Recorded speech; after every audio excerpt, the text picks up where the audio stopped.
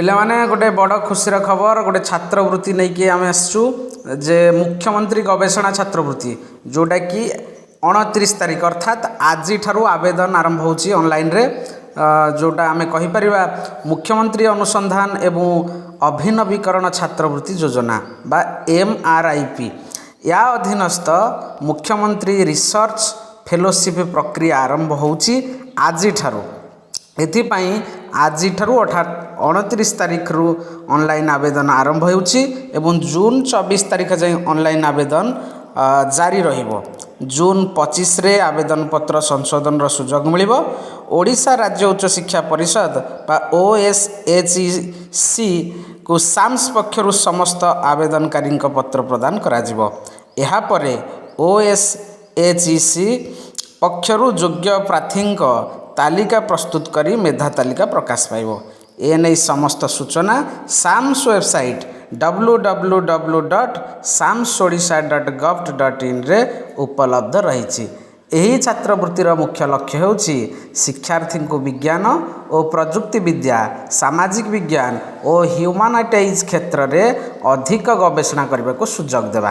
प्रति वर्ष एथिरे 300 जन को मुख्यमंत्री गवेषणा फेलोशिप दियाजिबो। एई वर्ष ठाରୁ आरंभ होछि आगु को दियाजिबो। सरकारी विश्वविद्यालय रे PhD करुवा शिक्षार्थी माननकु एही छात्रवृत्ति प्रदान करा जिवो। पिले PhD जो माने करुथिबे सरकारी शिक्षा अनुष्ठान रे उच्च शिक्षा विभाग वैषयिक शिक्षा और दक्षता विकास कृषि एवं कृषक सशक्तिकरण विभाग ओडिया भाषा साहित्य और संस्कृति विभाग अधीन विश्वविद्यालय शिक्षार्थी माने आवेदन करेंगे। कौ माने ना केवल यही जो उपरोक्त विश्वविद्यालय गुड़िक ना कहली से विश्वविद्यालय जो मैंने अध्ययन करुवे केवल से छात्रवृत्ति आवेदनकारी स्नातकोत्तर प्रथम वर्षर श्रेणीर उत्तीर्ण होता बाध्यतामूलक अटे। आवेदनकारी को 35 वर्ष अधिक बयस किंतु होई नथिबो। बयस क्राइटेरिया होची 35 रु अधिक होई नथिबो। आवेदनकारी फ्री PhD कोर्स वर्क जे कोनोसी विश्वविद्यालय करिथिबे से अन्य कोनोसी आर्थिक सहायता पाउ नथिबे। ओडिशार किंतु बासिंदा होइतबा निश्चित दरकार। यही फेलोशिप सीमा 4 वर्ष पर्यंत रहिबो। जदि स्कॉलर 1 वर्ष पई आ वृद्धि करबा को चाहंती तेबे OSHEC अनुमोदन से आनीपारे। स्कॉलर प्रति वर्ष निजर रिपोर्ट प्रदान करेंगे।